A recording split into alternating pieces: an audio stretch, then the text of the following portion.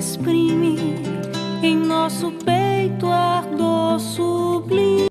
Olá, meus queridos alunos, estamos aqui mais uma vez com a videoaula do professor Evandro no nosso canal, o canal do professor Evandro Silva. Você que ainda não é inscrito no nosso canal, se inscreva no nosso canal, ative o sininho para que você não perca nenhuma oportunidade, nenhuma novidade do canal do professor Evandro.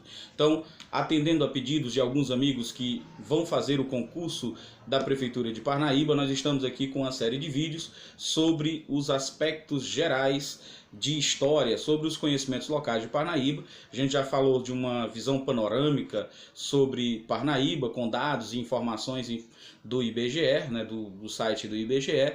Então hoje nós vamos fazer um levantamento histórico de Parnaíba. Nós vamos falar de alguns aspectos históricos de Parnaíba que porventura pode cair aí no seu concurso. Então, sem mais delongas, nós vamos aí as discussões sobre o concurso de Parnaíba, aspectos históricos. Não esqueça de se inscrever no nosso canal, não se esqueça de ativar o sininho, de comentar, de dar sua sugestão para o nosso canal, ok? Então vamos aí para os aspectos históricos de Parnaíba. Então a primeira informação que nós trazemos aqui sobre os aspectos históricos de Parnaíba é que mesmo antes do início da colonização do Piauí, nós já tínhamos a presença de alguns portugueses, de alguns navegantes aqui em solo piauiense, na região do Piauí, na região do Parnaíba, na região do delta do Parnaíba. Então nós vamos aqui apenas enumerar alguns desses viajantes para depois entrar nos dados específicos da colonização de Parnaíba, da colonização desse território norte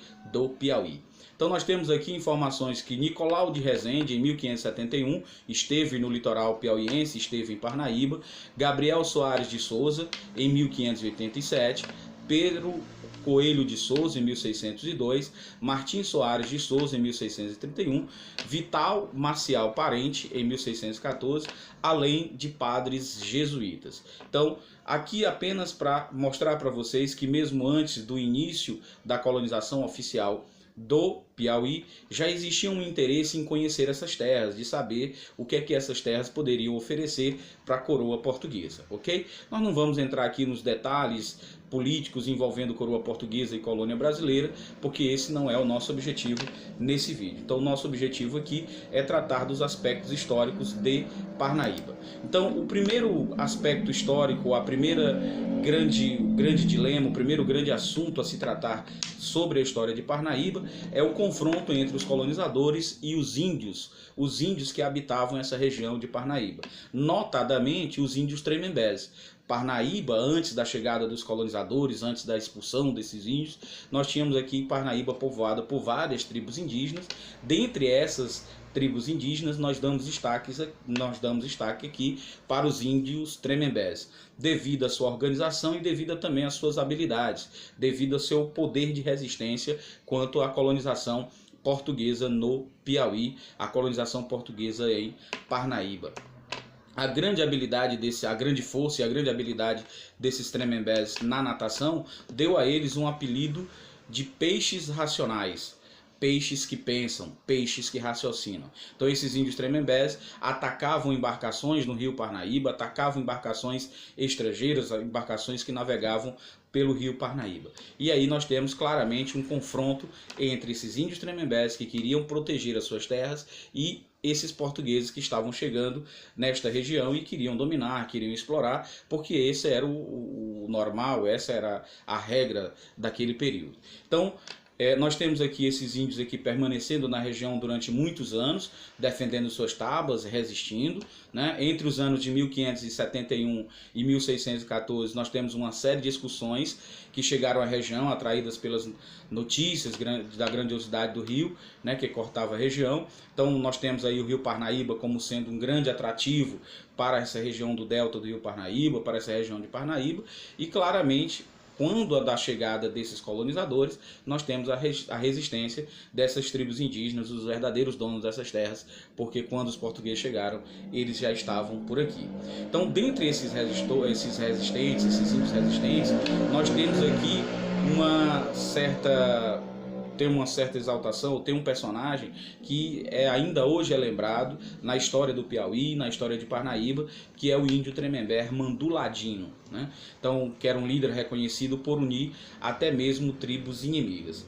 A história de Mandu Ladino é uma história diferente da história dos outros índios. Ele foi um índio que foi educado por jesuítas, e aí ele se rebela, retorna à sua terra e começa a liderar o seu povo, né? Ele compreende o ato da dominação portuguesa, e aí ele começa a reagir, né, contra esses portugueses, né? Então aqui a gente tem a vinda desses desbravadores, desses colonizadores aqui, muito associada aí à questão do delta do rio Parnaíba e à questão do rio Parnaíba. E nós vamos ter claramente essa resistência dessas tribos indígenas aqui no litoral do Piauí. A gente vai falar um pouquinho mais de detalhes da colonização, tentar associar a colonização de Parnaíba com a colonização do Piauí. A gente vai entender como é que essas economias elas vão se interligar, né? E qual a importância de Parnaíba para a economia piauiense, a economia da produção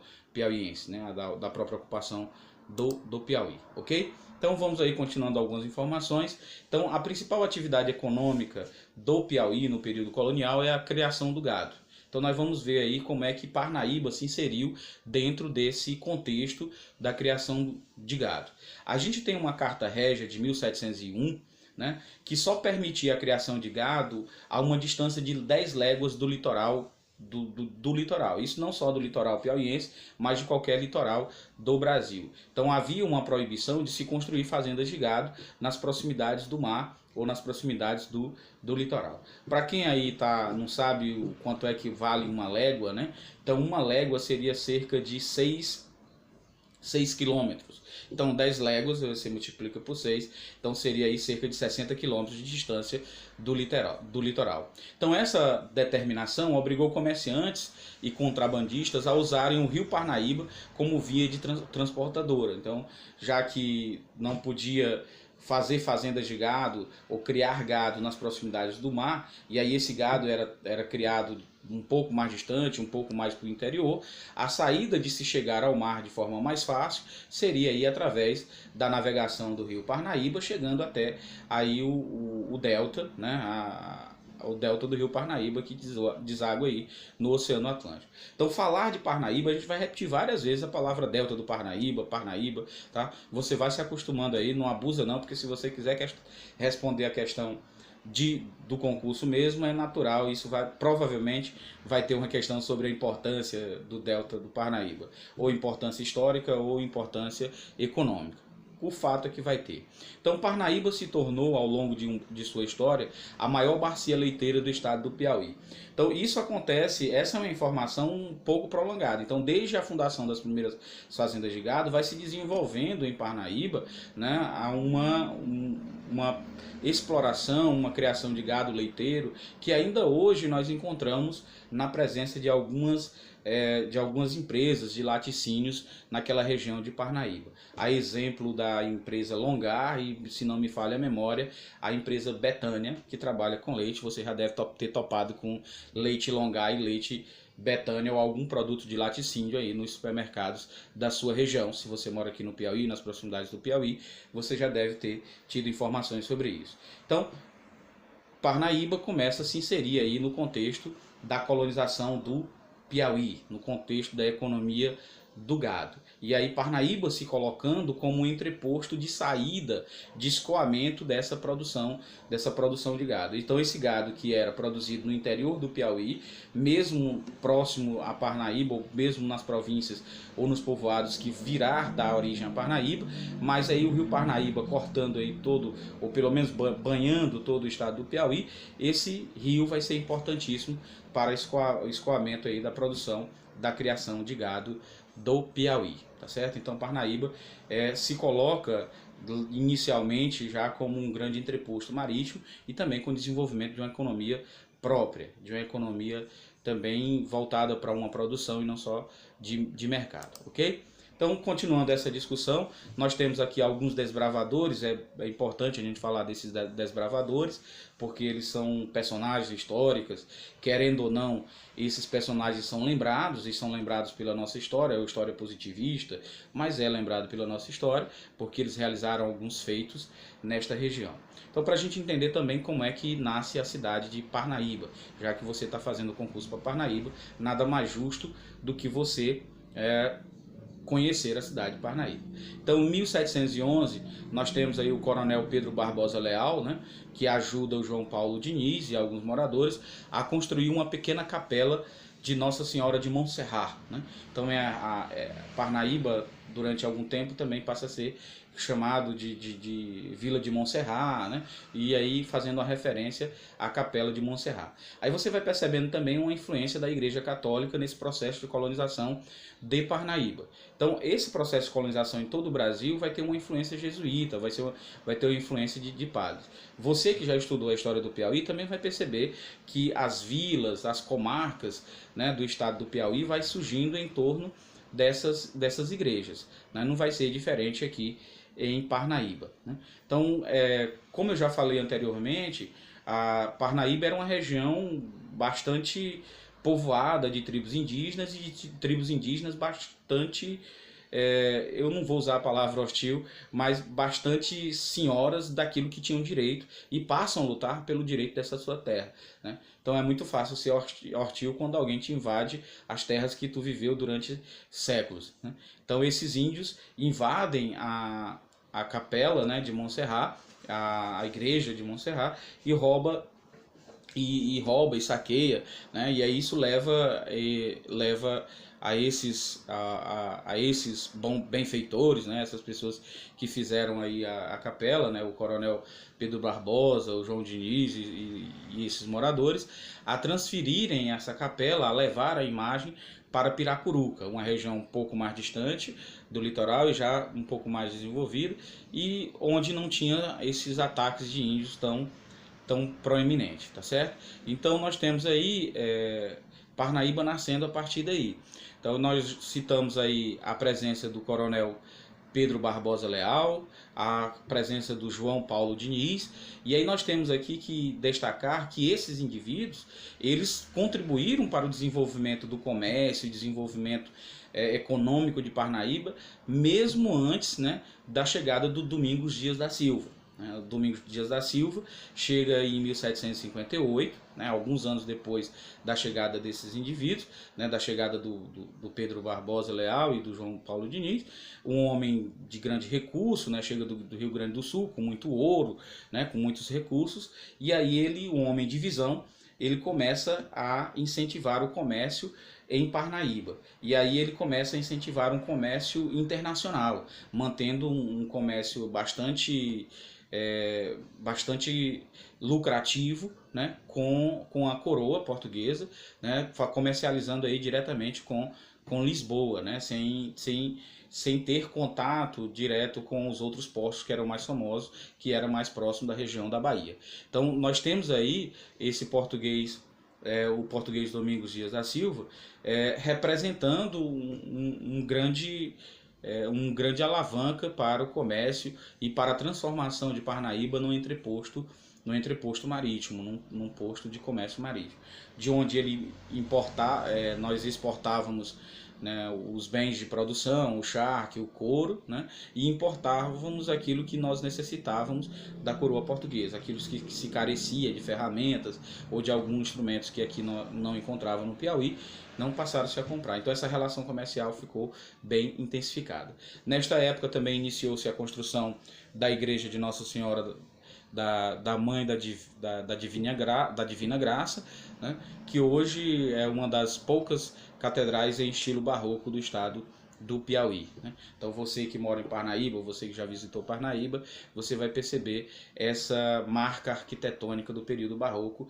aí na igreja de Nossa Senhora da Mãe da Divina Graça, ok? Então a gente vai percebendo isso. A gente está dando informações aí, você diz, mas essas informações são são muitas informações, são detalhes. Mas você vai se familiarizando com essas informações com o tempo. Então você assiste o vídeo uma vez, se você assiste a videoaula outra vez, é importante você visitar os sites, nós temos algumas informações sobre isso na internet, alguns sites, alguns jornais, falam sempre um pouquinho sobre a história de Parnaíba, e aí você vai juntando essas informações com as informações que eu estou passando aqui para você, e aí você vai conseguir acertar boa parte das questões. Na verdade, nosso objetivo é acertar todas as questões que caírem sobre conhecimentos locais, ok? Então aqui nós temos um símbolo, né, de Parnaíba como esse entreposto marítimo, que é aqui o Porto Salgado, ou como é mais comumente conhecido atualmente, o Porto das Barcas, né? Então, que hoje também representa um ponto turístico, que é uma foto mais antiga, e eu coloquei também aqui uma foto mais recente, né, já depois de uma recuperação, né, por parte da Secretaria de Turismo do Estado, se não me falha a memória, né? Então é um local de grandes visitações, de grande comércio. Okay?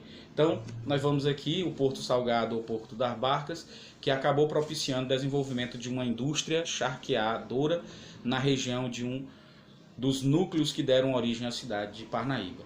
E aqui nós estamos falando que Parnaíba surgiu, nasceu, né, pelo menos é um dos núcleos populacionais que vai dar origem à cidade de Parnaíba, é aqui a região ali próxima ao Porto das Barcas. E é importante charqueada, você que charque era carne seca, né? Então a carne desidratada através do sal e através do sol e vento, né? E aí sol e vento tem muito na região de Parnaíba. Então a gente está brincando aqui também para você tentar assimilar melhor as informações do vídeo, já que esse vídeo tudo indica que vai ser um pouco longo, ok? Então aqui nós temos uma dualidade, né? O Arraial Testa Branca e o Porto das Barcas. Nós temos dois polos de surgimento da cidade de Parnaíba.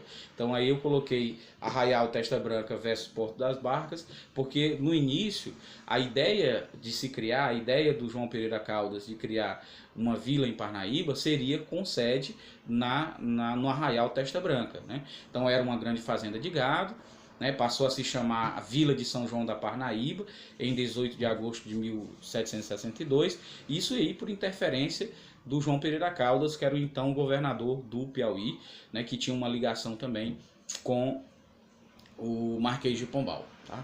Então contava com apenas 4 residências, 8 brancos livres e 11 escravos. Então era uma região com pouca população.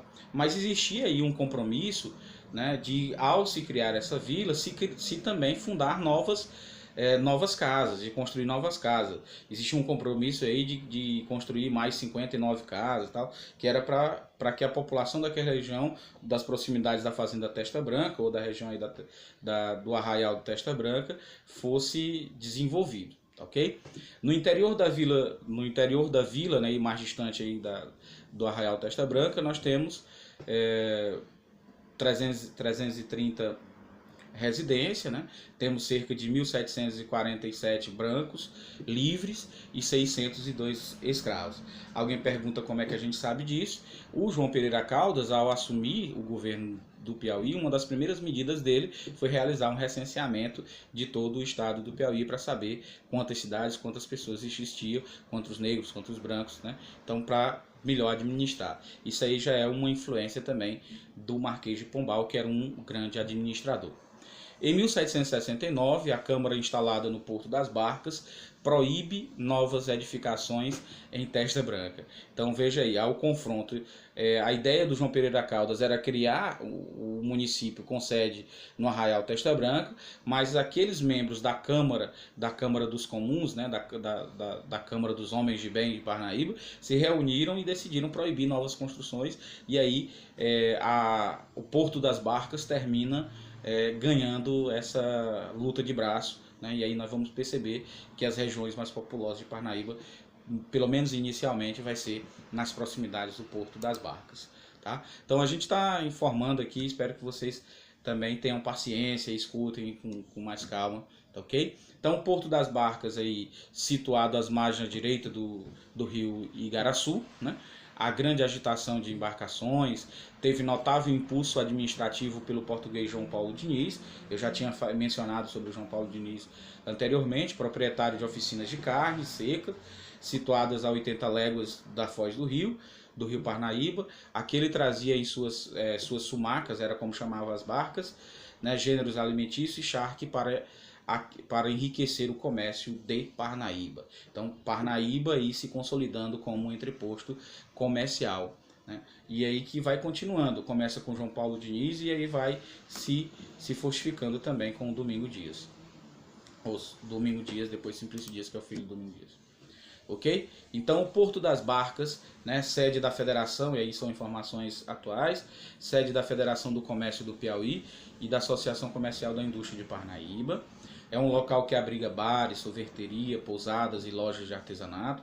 Você que mora em Parnaíba e não foi ou não aproveita, por favor, aproveite essa região.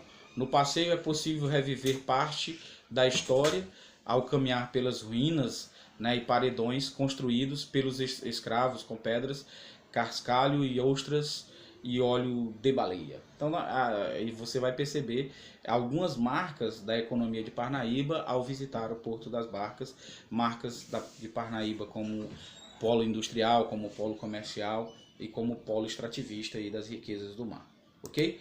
Então, Parnaíba e a independência, esse é algo que é bem presente, pode sim cair lá.